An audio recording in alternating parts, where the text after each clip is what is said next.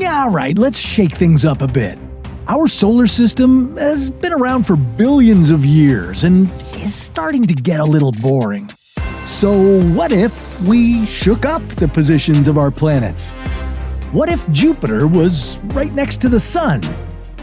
Or what if Earth switched places with Mars? Today, we're rearranging the planets in our solar system from largest to smallest, and then flipping them back to go smallest to largest. But how would this affect Earth? And would we have a new planet to call home? This is What If, and here's what would happen if the planets changed positions. Okay, first let's take a look at what would happen if the planets were laid out from largest to smallest, starting with the Sun. Well, this configuration has a big problem. But before we tell you what that is, let's look at how the individual planets would line up.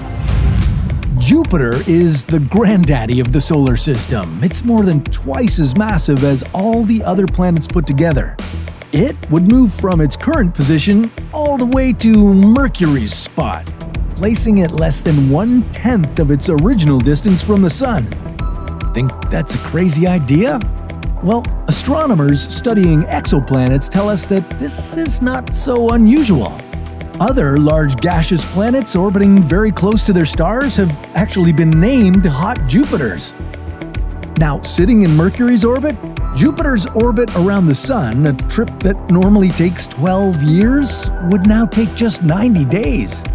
And the average temperature would rise to around 167 degrees Celsius, making Jupiter's gaseous atmosphere heat and swell. And what would happen to Jupiter's moons? Well, the icy layers of the moons Ganymede, Callisto, and Europa might start to sublimate, forming water vapor, revealing the oceans beneath.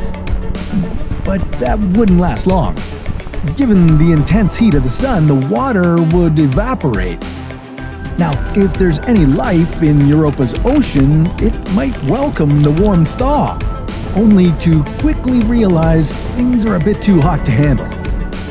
Okay, in second position behind Jupiter would be the gas giant Saturn, taking the place of Venus. Things would be warming up here, too. The average temperature of Saturn would climb from minus 140 degrees Celsius to 55 degrees Celsius. And in its new position, Saturn would look a lot different. Now, bombarded by the intense heat and radiation from the Sun, the planet's rings would disappear. The rocks found in the rings might survive, but the ice particles would melt and the dust would get blown away by solar winds. But who knows? The magnetic fields of Saturn and the Sun might interact and form brand new patterns. Okay, now we get to the best seat in the house, the Goldilocks zone. Yeah, unfortunately, Earth no longer gets this spot. We'll check in on our new home in the solar system in a bit, but for now, the habitable zone is occupied by our third largest planet, Uranus. Now, normally, it takes Uranus 84 years to revolve around the Sun, but here, that shrinks to just a single Earth year. And instead of it being a cold, barren planet, it would now be basking in the Sun's rays. So, would this transform the ice giant into a habitable planet? Well, for habitability, you need three things: liquid water, carbon-based molecules, and an energy source. Well, with more heat from the Sun, water ice in Uranus's atmosphere could become liquid water, so we can check that off the list. Now, what about carbon-based molecules? Well, luckily they exist in Uranus's icy atmosphere of methane and ammonia. Check. And in its new spot closer to the Sun, there'd be way more energy available. So, yeah, looks like we got everything we need. But not so fast. Remember, Uranus has super high atmospheric pressure and also lacks a surface. So the chances of this ice giant becoming Earth 2.0 are pretty slim. Maybe Uranus's moons would be a better spot to live. Or maybe things would improve for Uranus in a couple billion years. After all, Earth wasn't the most habitable planet at the start of its life either. Yeah, but there's no time for that. We've got more planets to check out. Alright, in the number 4 spot, we've got Neptune, filling in for where Mars would normally be. Moving this ice giant so much closer to the Sun would start warming it up considerably, from its current minus 200 degrees Celsius. It would also go from having an orbit of 165 Earth years to being able to zip around the Sun in just under 2. But Neptune is known for having violent storms, and due to the increased heat and energy it would get from being this close to the Sun, its storms might get even worse.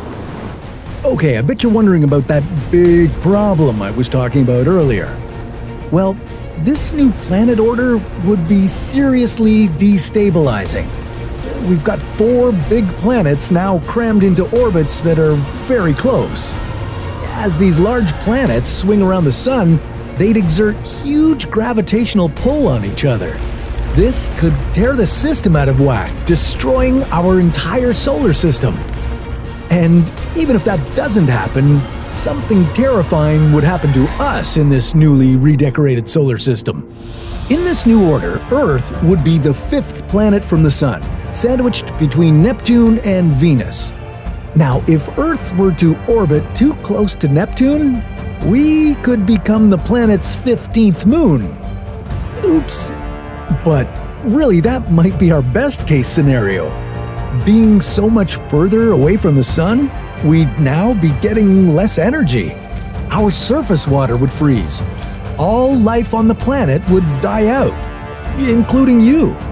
The only things that might stand a chance are a few creatures living inside deep-sea hydrothermal vents being heated by the Earth's core. Anyone want to be a snailfish? Okay, after Earth would come Venus, then Mars, then Mercury. This far away from the Sun, temperatures would plummet on all 3 planets. Venus's sulfuric clouds would condense, forming acid rain, sulfuric acid ice, and carbon dioxide ice. Not the kind of ice you want in your whiskey. Mars and Mercury, with little to no atmospheres, would become cold ice boxes orbiting the Sun. Yeah, none of this sounds great. I think I like the current order of the planets that we have now. But what if we tried this in reverse? What if we arranged the planets in ascending order, with the smallest one closest to our Sun? In this case, hot little Mercury would be in position number 1. Yeah, just like today, so far so good. In orbit number 2, we'd find Mars. Mars would get toasty, reaching an average temperature of 32 degrees Celsius. Like a hot day here on Earth. But any surface water might get vaporized, and carbon dioxide in the ice caps and in the soil would get released. Would this lead to a thicker atmosphere? Well, probably not, as the atmosphere would likely get stripped away by strong solar winds. So, unfortunately, the red planet won't become any more habitable with this new positioning. Okay, now we reach our happy place, the habitable zone. Would pulling Venus into the Goldilocks zone create ideal conditions for life? Sorry folks, it doesn't look good.